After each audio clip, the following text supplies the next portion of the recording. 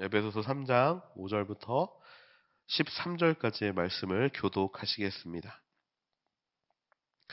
그 비밀은 지나간 다른 세대에서는 사람의 아들들에게 알려주시지 않았지만 지금은 성령 안에서 사도들과 예언자들에게 계시해 주셨습니다.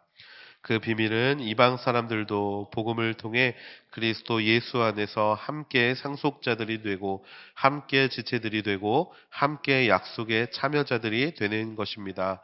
하나님의 능력의 역사하심으로 인해 내게 주신 하나님의 은혜의 선물을 따라 내가 일꾼이 됐습니다. 모든 성도들 가운데 가장 작은 사람보다 더 작은 내게 이 은혜를 주신 것은 헤아릴 수 없는 그리스도의 풍성함을 이방 사람들에게 전하게 하시고 만물을 창조하신 하나님 안에 영원 전부터 감추어져 온 비밀의 경륜이 어떠한지 모든 사람에게 드러내시기 위함입니다. 이는 이제 교회를 통해 하늘에 있는 권력들과 권세들에게 하나님의 무한한 지혜를 알리시려는 것이니 이것은 그리스도 예수 우리 주 안에서 이루신 하나님의 영원한 계획에 따른 것입니다. 우리는 그리스도 예수 안에서 그리스도를 믿음으로 확신 가운데 담대하게 나아갈 수 있습니다. 함께 읽겠습니다. 그러므로 여러분을 위해 내가 당한 환난 때문에 여러분이 낙심하지 않기를 당부합니다. 이는 여러분에게는 영광입니다. 아멘. 이 시간 김홍주 목사님 나오셔서 복음 최고의 오픈 시크릿이라는 제목으로 말씀 전해주시겠습니다.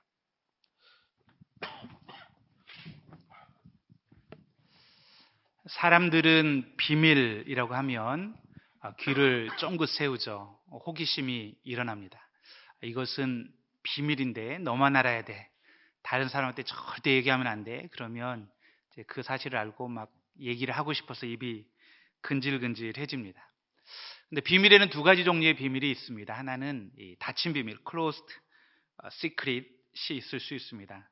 이거는 꽁꽁 숨겨두어서 아무도 알 수 없는 그런 비밀입니다. 폐쇄된 비밀입니다. 다른 하나는 모두에게 공개되어 있지만 깨닫는 사람만이 누릴 수 있는 오픈 시크릿, 열린 비밀이 있습니다. 오늘 본문의 사도 바울은 그리스도의 비밀에 대해서 이야기합니다. 이것은 과거에는 감추어져 있었지만 이제는 모두에게 공개된 오픈 시크릿입니다.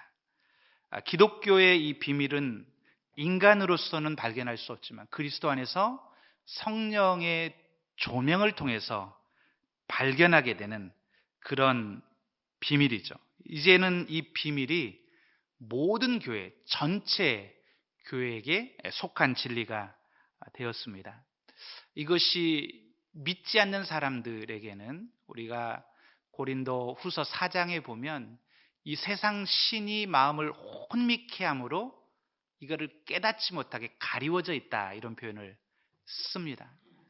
우리가 왜 그 그림 같은 거 이렇게 딱 봐서는 모르는데 자세히 보면 뭐 그런 그림, 좀 할머니 그림이 됐다가 아름다운 또 젊은 여성이 됐다가, 근데 이거를 모르고 보면 뭔지 도저히 모르는데 한번 눈에 딱 들어오면 눈에 딱 들어옵니다. 아, 이렇게 하면 할머니, 이렇게 하면 젊은 여성. 그러니까 깨닫는 사람에게는 보이는데 깨닫지 못하는 사람에게는 보이지 않는 것처럼 이 기독교의 진리도, 복음의 진리도 성령님께서 계시해 주시고 깨닫게 해주시는 사람에게는 엄청난 진리인데 깨닫지 못하는 사람들, 믿지 않는 사람들에게는 여전히 도무지 뭐가 뭔지 알 수 없는 그런 비밀에 속한다는 거죠. 사도 바울은 지금 감옥에 있습니다. 감옥에 갇혀 있지만 그는 이 거대한 비밀, 이 위대한 비밀, 이 큰 오픈 시크릿을 발견하고 나서 마음이 벅차서 감격 가운데 이 편지를 쓰고 있습니다. 저는 이 시간 우리의 삶을 송두리째 바꿔놓은 이 최고의 오픈 시크릿, 이 복음의 비밀이 왜 위대한지에 대해서 세 가지 사실로 살펴보고자 합니다. 첫 번째, 이 복음이 위대한 비밀인 이유는 이것은 파격적인 복음의 포용성 때문에 그렇습니다. 우리 5절, 6절 말씀 같이 한번 읽어보겠습니다. 시작. 그 비밀은 지나간 다른 세대에서는 사람의 아들들에게 알려주시지 않았지만 지금은 성령 안에서 사도들과 예언자들에게 계시를 주셨습니다. 그 비밀은 이방 사람들도 복음을 통해 그리스도 예수 안에서 함께 상속자들이 되고 함께 지체들이 되고 함께 약속의 참여자들이 되는 것입니다. 아멘. 지금 하나님은 예수 그리스도의 십자가를 통해서 새로운 하나님의 백성, 새로운 가족을 세워가고 있습니다.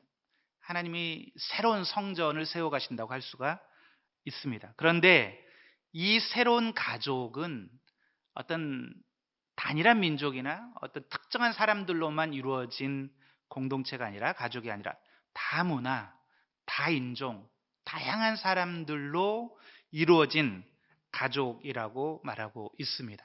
이것이 비밀이라는 것입니다. 유대인들은 이방인들이 하나님의 백성이 된다, 도저히 생각할 수 없었습니다. 이거는 유대인들은 받아들일 수도 없고 받아들이고 싶지도 않은, 그들은 유대인들이 이방인들과 섞인다, 이거는 절대 일어날 수 없는 일이라고 생각했습니다. 이방인들과 접촉하는 즉시 자신들은 부정해지고 더러워지고, 그래서 하나님 앞에 설 수 없는 부정한 존재가 된다고 생각을 했기 때문에 이방인들과 함께 한 가족이 된다, 한 백성이 된다, 그들은 생각할 수 없었습니다. 그렇지만 사도 바울은 이것이 바로 오픈 시크릿이다, 사실은 구약에서부터 예언되어져 왔던 사실입니다. 여기 보면 성령 안에서, 지금은 성령 안에서 사도들과 예언자들에게 계시해 주셨습니다. 그러니까 이미 사도들과 예언자들을 통해서 이방인들도 하나님의 백성으로, 하나님의 가족으로 받아들여질 것이 구약에도 나타나 있었는데 유대인들은 깨닫지 못했고 또 그 사실을 받아들이고 싶지도 않았던 것입니다. 그들은 눈이 어두워서 깨닫지 못했습니다. 그런데 마침내 예수님이 오셔서 십자가의 죽으심으로 이제는 이방인과 유대인의 담이 허물어졌습니다. 장벽이 허물어졌습니다. 뿐만 아니라 이방인과 유대인뿐만이 아니라 사람과 사람 사이의 모든 장벽들이 다 허물어진 것입니다. 여기 6절에 보면 함께라는 단어가 유독 많이 나옵니다. 그죠? 함께 상속자가 되고 함께 지체가 되고 함께 약속에 참여하고, 누구나 함께 하나님 나라의 유업을 이을 상속자가 될 수 있고, 누구나 하나님의 새로운 가족의 일부, 그리스도의 몸의 일부로 참여할 수 있고, 함께 아브라함에게 주셨던 그 축복의 약속에 참여할 수 있게 되었다. 이제는 누구든지 그리스도 안에서 그리스도와 연합하기만 하면 하나의 가족이 될 수 있게 되었다는 것입니다. 이것은 놀라운 그런 진리가 아닐 수 없습니다. 지금까지 감춰져 있었지만 이제는 열린 그런 비밀이죠. 사람들은 사실은 나누는 걸 좋아합니다. 우리와 그들, 우리 편과 우리 편이 아닌 사람, 이렇게 나누기를 좋아하죠. 우리 주변에만 봐도 지역으로 나누고, 어디 출신인가, 경상도인가 전라도인가 나누고, 남자인가 여자인가, 보수인가 진보인가, 또 부자인가 가난한 자인가, 심지어는 아주 그 사회 시스템을 신분으로 딱 묶어놔서 양반과 쌍놈, 카스트로 딱 묶어놓고 이렇게 나눕니다. 학벌로 나누고요, 하여튼 인종으로 나누고 민족으로 나누고, 우리는 끊임없이 나눕니다. 그리고 배타적으로 서로 저들과 우리를 나눠서 저들은 나쁘고 우리는 옳고 이런 식으로 섞이지 않으려고 합니다. 그런데 그것이 얼마나 비참한 결과를 만들어내는지 우리는 잘 알고 있습니다. 이 종교의 이름으로 얼마나 인간이 악한 짓들을 합니까? 우리가 중동에서 봤지만 아이시스가 하나님의 이름으로 얼마나 잔인한 학살을 행하고 또 인종 청소를 하죠. 코소보에서 인종 청소를 하고 잔인합니다. 역사 속에서 반복되는 일입니다.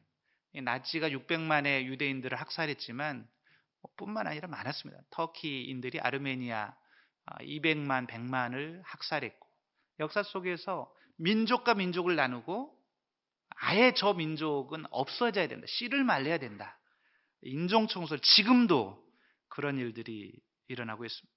그런데 복음은 우리와 저들이 아니라 이 담장을 허무는 능력이 있다는 것입니다. 이제는 그리스도 안에서 남자와 여자가 하나 되고, 부자와 가난한 자가 하나가 되고, 귀족과 노예가 하나가 되고, 유대인과 이방인이 하나가 되는 그런 길이 열렸다는 것입니다.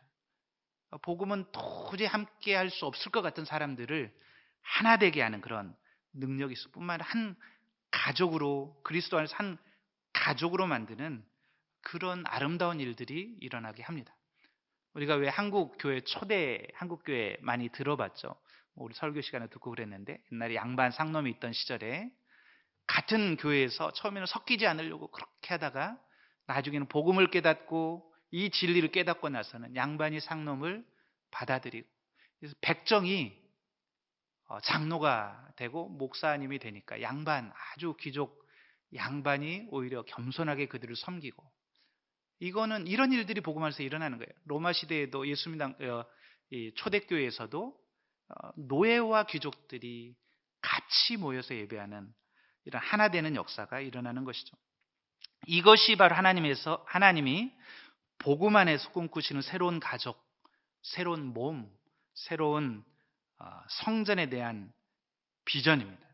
문화, 민족, 언어의 경계를 넘어서 담들을 허물고 그리스도 안에서 하나 되게 하는, 그리고 사랑으로 아름답고 건강한 이런 공동체를 이루어가는, 그것이 바로 하나님이 주신 비전이죠. 우리 선교사들은 바로 하나님이 보이신 이런 비전을 이제 실현하기 위해서 문화, 언어, 민족이 다른 그 경계를 넘어가서 그 수많은 어려움들에도 불구하고 복음을 전하는 것이죠. 사도 바울은 이 비밀을 깨닫고 나서 그는 가만히 있을 수 없어 이방인의 사도가 되어서 복음을 전했고, 그리고 아주 한 명이라도 이방인을 구원하려고 하고 자신은 그들에게 빚진 자다라고 말합니다. 그렇죠. 유대인들은 이런 사도 바울을 이해하지 못했죠. 그들은 이 사도 바울이 이방인들을 초대하는 것을 도저히 용납할 수 없었기 때문에 그를 붙잡아서 로마 군인들에게 넘겨줬고 재판받게 했고, 로마로 죄수로 호송되어서 지금 그 이유 때문에 감옥에 갇혀 있는 것입니다. 사랑하는 여러분, 이 배타주의, 이게 가장 나쁜 겁니다. 나와 저들을 나누고, 그래서 우리는 옳은데 저들은 나쁘기 때문에 저들은 타도의 대상이 되는 거.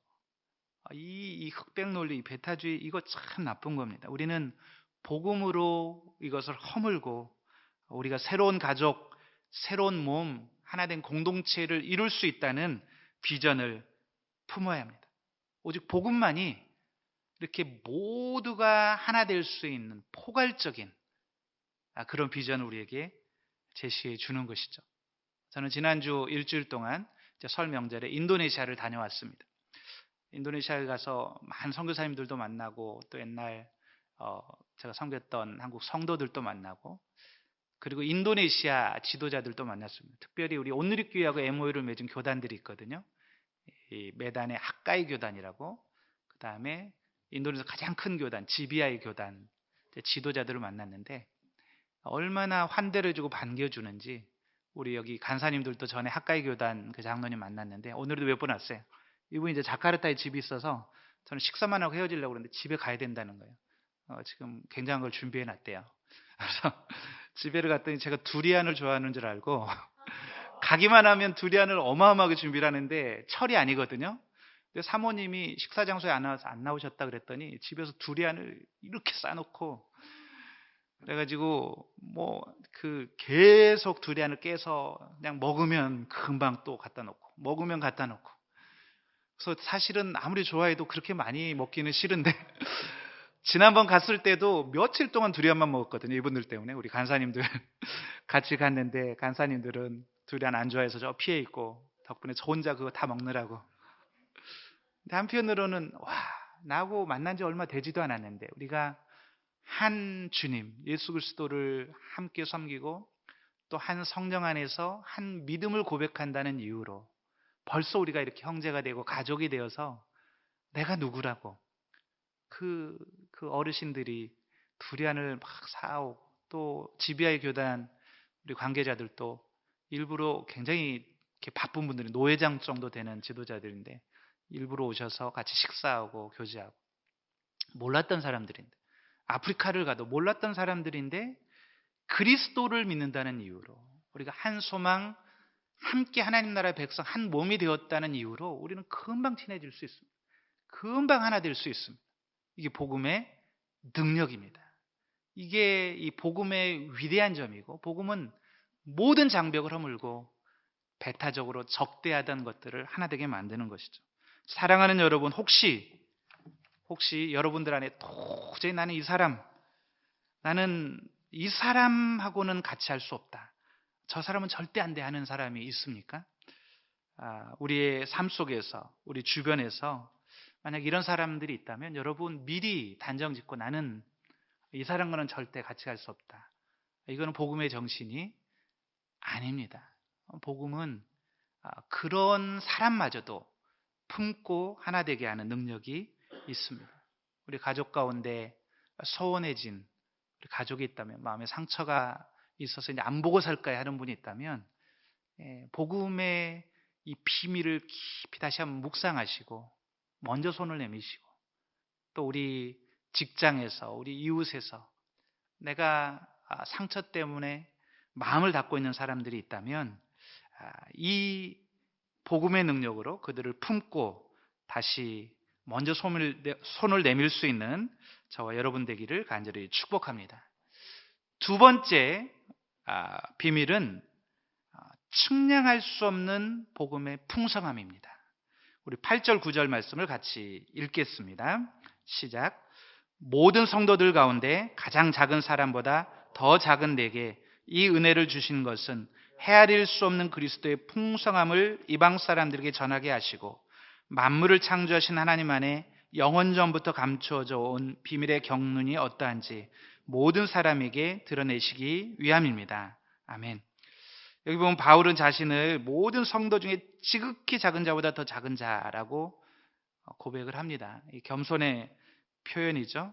그러나 또 한편으로는 자신이 이 복음의 압도적인 위대함, 압도적인 크기 앞에 섰을 때 자기가 얼마나 작은 존재인가, 얼마나 조그마한 존재인가, 이걸 깨닫고 정직하게 고백하고 있는 고백이라고 할 수 있습니다. 하나님은 이 복음의 풍성함, 위대함을 생각하면 우리는 너무나 작은 자인데, 이런 우리에게 무엇을 맡기셨습니까?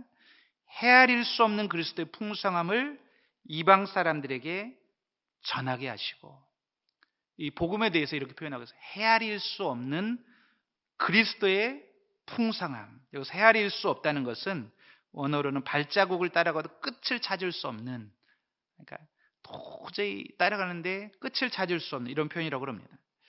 이 복음의 풍성함은 우리의 언어, 우리의 상상력을 다 동원해도 표현할 수 없을 만큼 위대하고 풍성합니다. 존 스토트 목사님은 이 구절을 이제 강해하면서 이 풍성함에 대해서 이렇게 표현을 하더라고요. 이 지상의 어떤 단어로도 표현할 수 없고, 헤아릴 수 없고, 탐구할 수 없고, 추적할 수 없고, 깊이를 잴 수 없고, 측량하거나 셀 수 없을 만큼 풍성한 것, 그것이 바로 복음이라고 말합니다. 이 복음의 풍성함, 거의 무한한, 다함이 없는 풍성함입니다. 우리는 이렇게 풍성한 복음의 은혜를 그리스도의 십자가로 인해서 값없이 누리게 되었습니다. 아멘. 얼마나 큰 은혜입니까? 여러분, 이 복음의 풍성함을 자주 묵상하고 생각해 보십시오. 그냥 이렇게 생각해 봐도 복음이 얼마나 풍성합니까? 죽었던 우리를 살리는 복음, 우리를 부활시키고 영원한 생명을 주는 복음, 죄로 인해서 심판받을 수밖에 없는 우리를 구원하는 복음, 어둠 가운데 살아갈 수밖에 없고 사단의 권세에 매여서 살아갈 수밖에 없는 우리를 자유케 하고 빛 가운데 살아가게 해주는 그 복음의 풍성함, 하나님과 화목되게 하고 이제는 우리의 내면이, 우리의 양심이 자유함을 얻고 평강을 누릴 수 있게 해주는 복음, 사람과 사람 사이의 적대감을 종식시키고 평화를 가져오는 복음, 이제는 그리스도를 통해서 성령 안에서 담대하게 성부 하나님 앞에 나아갈 수 있게 해주는 복음, 그 하나님 앞에서 무엇이든지 우리의 원하는 바를 구할 수 있게 해주는 그 복음, 이 하나님 나라의 가족, 그리스도의 몸에 우리가 속할 수 있게 해주는 복음, 우리가 하나님의 성전이 되어서 성령께서, 삼위 하나님께서 우리 안에 거할 수 있게 해주는 복음, 임마누엘의 축복을 누릴 수 있게 해주는 복음, 우리가 이 땅에 살지만 천국을 미리 맛보며 살아갈 수 있게 해주는 복음, 그리고 종말에는, 마지막 날에는 영광스러운 천국에 들어가서 그 유업의 풍성함, 썩지 않고 더럽지 않고 새하지 않는 그 하나님 나라의 풍성한 유업을 누릴 수 있게 해주는 복음, 하나님 임재 안에서 끊임없이 내 영혼 안에서 샘솟는 기쁨을 맛볼 수 있게 해주는 복음, 이 복음의 풍성함과 위대함은 우리가 헤아릴 수도 없고 깊이를 측량할 수도 없는 그런 복음인 줄 믿습니다. 이런 복음을 우리가 값없이 거저 은혜로 누리게 되었습니다. 이렇게 좋은 복음을 하나님 우리에게 주셨을 때는 이것을 우리만 가지고 독점하라고 주신 것이 아니죠. 하나님이 이 복음을 우리에게 허락하신 것은 동시에 소명입니다. 사명입니다. 사도 바울은 헤아릴 수 없는 그리스도의 풍성함을 이방 사람에게 전하게 하시고, 이 복음을 누리고 이 축복을 받은 사건 자체를 소명의 사건으로 보고 이것을 전해야 될 영적인 그 부담감을 이야기를 합니다. 우리도 반드시 우리가 이렇게 좋은 풍성한 복음을 알았다면 다른 사람들에게 이 복음을 소개하고 알려야 될 줄 믿습니다. 이거는 선택이 아니라 반드시 우리가 해야 되는 소명인 것입니다. 하나님은 우리에게 계시된 이 복음을 우리에게 독점하는 것이 아니라 다른 사람에게 나누라고 주신 것입니다. 그러므로 우리는 이 복음 전도의 열정이 식어져서는 안 됩니다. 이 복음 전도의 열정이 우리 내면에 어떤 상황에서도 살아 있어야 됩니다. 가끔 보면 선교도 너무 어렵게 하는 경우가 있어요. 저도 선교를 어떻게 해야 잘하는가 이거를 연구하고 분석하고 공부하고 그러다 보니까 더 공부를 해야 될 것 같고, 그래서 막 석사를 하고 박사를 하고, 근데 그러다 보면 열정이 식어져요. 막 주저하게 되고 실수할 것 같고, 저는 그럼 차라리 공부를 안 하는 게 낫다. 공부를 하면 할수록 복음에 대한 열정이 불타올라서 더 복음 전도를 하고 싶고, 더 이 복음을 알리고 싶고, 더 선교하고 싶고, 이렇게 가야지 머리가 너무 커져가지고 몸이 움직이질 않는, 실제로 이런 경우들을 많이 보게 돼요. 말은 잘하는데 복음 전도의 열정이 사라져 있는 경우들을 보게 됩니다. 저는, 사랑하는 여러분, 저는 이 복음 전도의 열정이 여러분 안에 살아있기를 간절히 축복합니다. 그리고 측량할 수 있는 복음의 풍성함을 어떤 환경에서도 여러분이 누리며 살기를 간절히 축복합니다. 사도 바울처럼 감옥에서 우리가 고난받는 거, 어려운 거, 처량한 거, 우리가 없는 그 결핍을 묵상하느라고 영혼이 눌려있는 것이 아니라 이미 우리가 받은 이 복음의 풍성함, 이 복음의 위대함을 묵상하면서 늘 감사하고 우리 영혼이 살아있는 여러분 되기를 간절히 축복합니다. 세 번째 비밀은 교회를 통해 드러나는 하나님의 무한한 지혜입니다. 우리 10절 11절 말씀을 같이 읽겠습니다. 시작. 이제 교회를 통해 하늘에 있는 권력들과 권세들에게 하나님의 무한한 지혜를 알리시려는 것이니 이것은 그리스도 예수 우리 주 안에서 이루신 하나님의 영원한 계획에 따른 것입니다. 아멘. 사실 이 구절은 전율을 돋게 하는 그런 말씀입니다.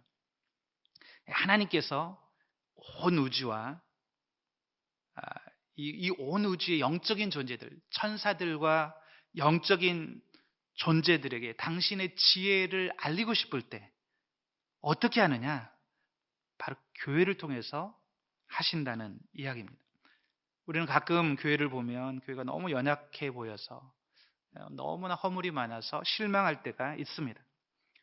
그러나 그럼에도 불구하고 여전히 하나님은 교회를 소중하고 아름다운 공동체로 보십니다. 여전히 하나님은 교회를 통해서 당신의 계획을 펼치십니다. 물론 교회 연약하고 허물이 많죠. 교회는 끊임없이 새로워져야 되고 끊임없이 갱신되어야 합니다. 그렇지만 하나님은 어떠한 경우라도 교회를 버리시는 법은 없습니다. 하나님이 교회를 버리지 않는다면 누구도 교회를 포기할 권리는 없습니다. 교회는 언제나 하나님의 계획의 중심을 차지하고 있는 줄 믿습니다.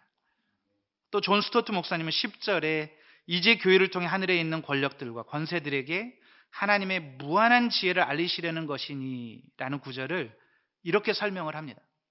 저도 그렇게 설명하기 좋아하는데 이 성경은 결국은 하나님이 이 역사와 우주 속의 한 편의 드라마를 이제 직접 감독하시고 제작하시기 위해서 만드는 대본이다. 대본과 같다. 그래서 하나님이 이 성경, 이 대본을 쓰셨고 그리고 감독, 제작까지 맡아서 이 우주의 역사 속에 하나님의 드라마를 펼치신다는 것입니다. 하나님이 주인공이고 바로 하나님의 택하신 자녀, 백성인 우리가 등장 인물입니다. 교회를 통해서 하나님 무엇을 하시느냐? 존 스토트 목사님은 관객이 바로 천사들이라는 영적인 존재, 하늘의 통치자들과 권세자들이라는 것이죠. 그들에게 하나님은 하나님의 무한한 지혜를 알리실 때 이 역사 속에서 예수 그리스도의 구속의 사건과 그리고 하나님의 백성을 하나님이 모으시고 새롭게 창조하시고 그래서 새로운 믿음의 공동체를 만드시고 그 공동체를 통해서 이 땅에 하나님의 나라를 이루어 가시는 하나님의 선교를 이루어 가시는 그 드라마를 보여주심으로써 영적인 존재들이 권세자들과 천사들이 깜짝 놀라서 십자가의 비밀, 예수 그리스도의 구속의 사건을 보고 하나님의 지혜에 깜짝 놀라고 감탄하고 그리고 하나님께 영광을 돌리게 된다는 것입니다. 사도 바울이 말했죠. 우리가 지금 누리는 것들은 천사도 흠모하여 알기를 원했던 그런 영적인 비밀들이라고 말하고 있습니다.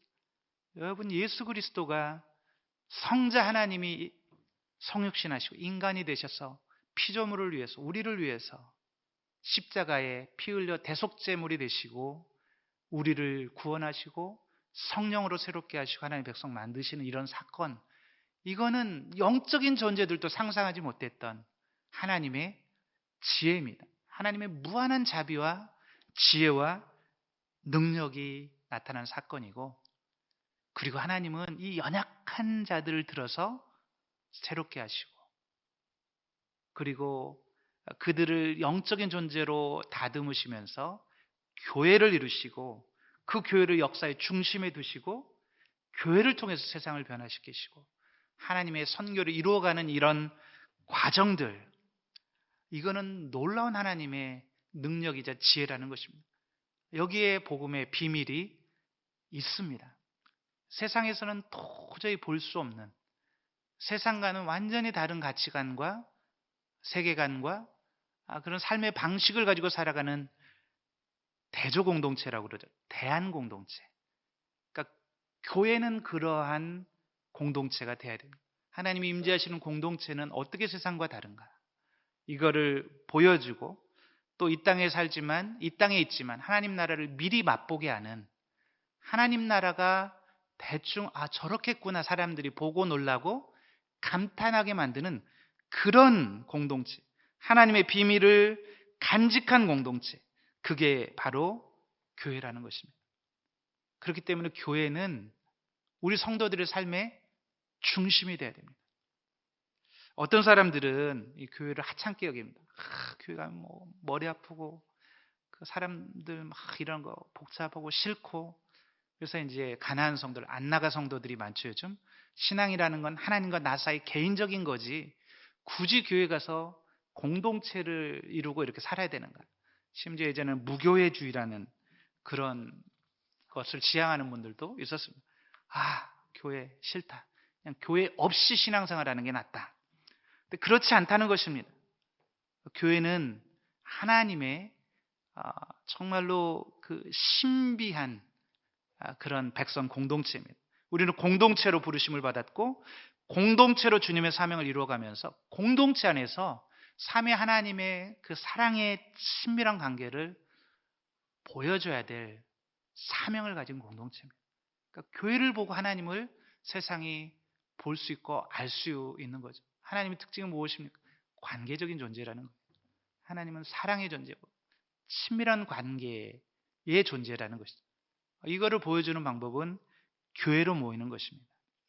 그렇기 때문에 교회는 이 복음의 신비이자 오픈 시크릿, 위대한 비밀인 것입니다. 여기에 복음의 핵심이 있습니다. 그러면 사랑하는 여러분, 교회가 연약해 보일 때 교회를 비난하기보다 우리는 교회를 위해서 중보하고, 하나님, 저 연약함을 통해서도 하나님의 임재가 나타나고 또 하나님의 지혜가 나타나게 하여 주시옵소서. 우리는 중보할 수 있어야 되는 줄 믿습니다. 마지막 13절 바울은 당부합니다. 우리 같이 한번 읽겠습니다. 시작. 그러므로 여러분을 위해 내가 당한 환난 때문에 여러분이 낙심하지 않기를 당부합니다. 이는 여러분에게는 영광입니다. 비밀을 모르는 사람들이 볼 때 바울은 그냥 실패자에 지나지 않습니다. 이 세상의 실패자, 감옥에 갇힌 실패자죠. 그러나 바울은 이 비밀, 오픈 시크릿, 이 복음의 위대한 큰 비밀을 깨닫고 알고 있었습니다. 그래서 자신의 고난이 오히려 여러분에게는 영광입니다. 그리고 지금 이 모든 것이 하나님의 계획이 성취되어져 가는 과정입니다라고 말하고 있습니다. 그러므로 자신이 감옥에서 당하는 환난 때문에 여러분 낙심하지 마십시오. 낙심하지 마십시오. 이거는 오히려 영광입니다. 이런 고난을 통해서 하나님의 계획이 성취되어져 가는 것입니다라고 말하고 있습니다. 사랑하는 성도 여러분, 우리는 세상을 살면서 끊임없이 낙심할 일들이 많습니다. 우리가 관계의 깨어짐, 건강의 문제, 경제적인 어려움. 그러나 여러분, 우리에게는 세상에 알지 못하는 최고의 오픈 시크릿이 있습니다. 우리는 그리스도 안에서 새로운 가족의 일부, 누구와도 하나 될 수 있는 그런 가족의 일부가 되었습니다. 우리에게는 측량할 수 없이 풍성한 은혜의 자원들이 이미 주어져 있습니다. 우리에게는 하나님의 지혜를 나타내 보이고 증명할 영광스러운 교회가 있습니다.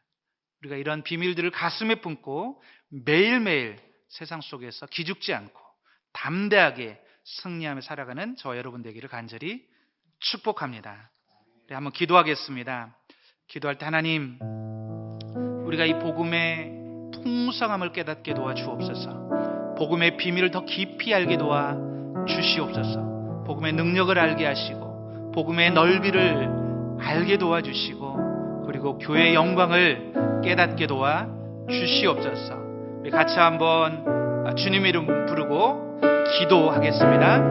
주여, 살아계신 아버지 하나님, 우리를 복음 안에서 하나님의 위대한 비밀을 깨닫게 하시고, 아버지 하나님, 이제는 우리가 이 복음 안에서 주님이 주신 고요함과 풍성함을 누리며 살 수 있게 도와주신 것 감사합니다. 또 아버지 하나님, 아버지는 배척하고 미워하고 또 아버지 서로 아버지 하나님 참으로 분열하고 적대하는 그러한 관계가 아니라 그리스도 안에서 하나 된 새로운 믿음의 공동체, 하나님 새로운 주님